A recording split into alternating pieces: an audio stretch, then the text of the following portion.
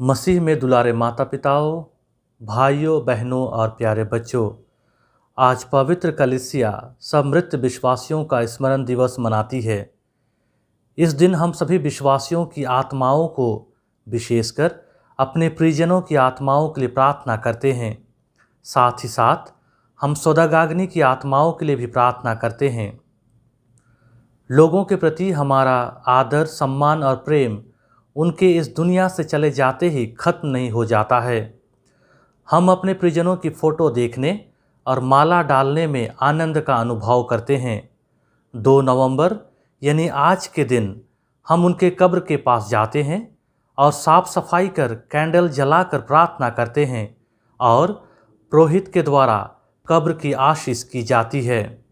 प्रेम की शक्ति मृत्यु की शक्ति से बलवान है, इसलिए मृतकों के प्रति हमारा प्रेम उन्हें हमारे स्मरण में सदा जीवित रखता है।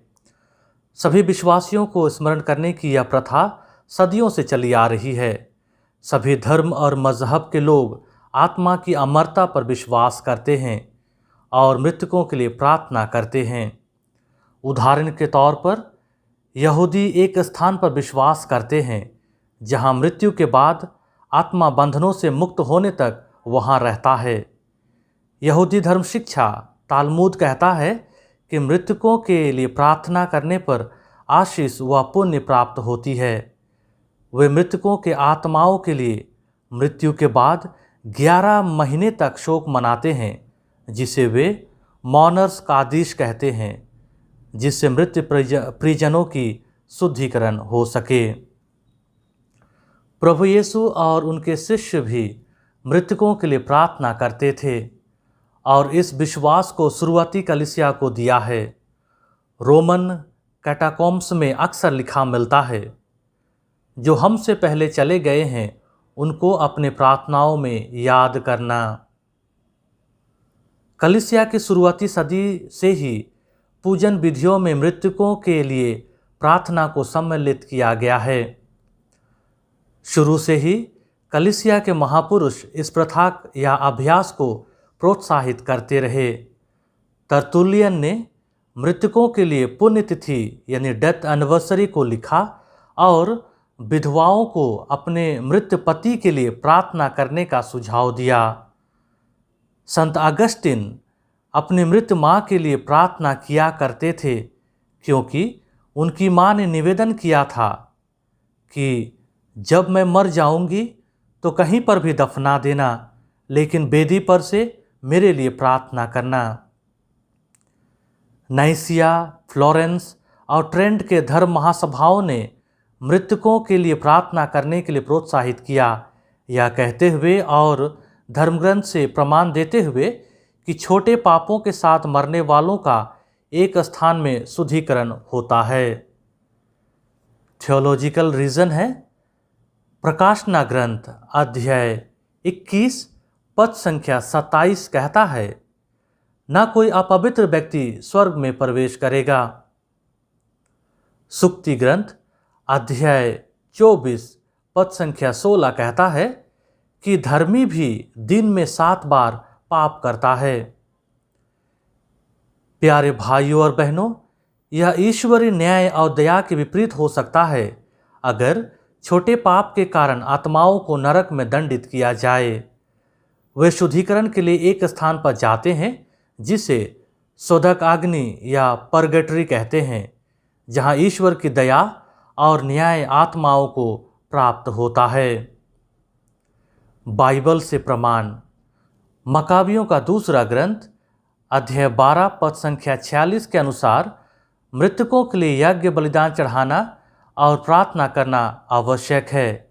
इसका विस्तृत विवरण हमें अध्याय 12 में ही पद संख्याएं 39 से 46 में मिलता है कि कैसे यूदस, जो मिलिट्री कमांडर था, लगभग 2000 का चंदा एकत्र किया और उसे यरूशलेम भेज दिया, जिसे वहां पाप के प्रायश्चित के रूप में बलि चढ़ाई जाए। उसने पुनरुत्थान पर ध्यान रखकर यह उत्तम तथा सराहनीय कार्य संपन्न किया। यदि उसे मृत सैनिकों के पुनरुत्थान की आशा नहीं होती तो मृतकों के लिए प्रार्थना करना मूर्खतापूर्ण तथा निरर्थक होता। प्यारे भाइयों और बहनों, संत पौलुस भी इस परंपरागत विश्वास को साझा किया।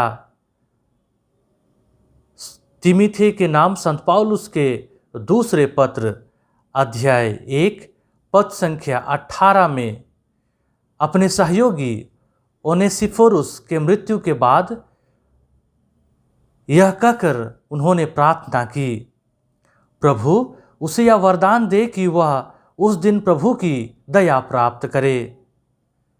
इसके अलावा अन्य बाइबल वचन इस संबंध में हम पाते हैं, वे हैं संत मत्ती का सुसमाचार अध्याय 12 पद संख्या 32, कुरिन्थियों के नाम संत पौलुस का पहला पत्र अध्याय 3 पद संख्या 15, जकारिया का ग्रंथ अध्याय 13 पद संख्या 19, सिराक का ग्रंथ अध्याय 7 पद संख्या 33।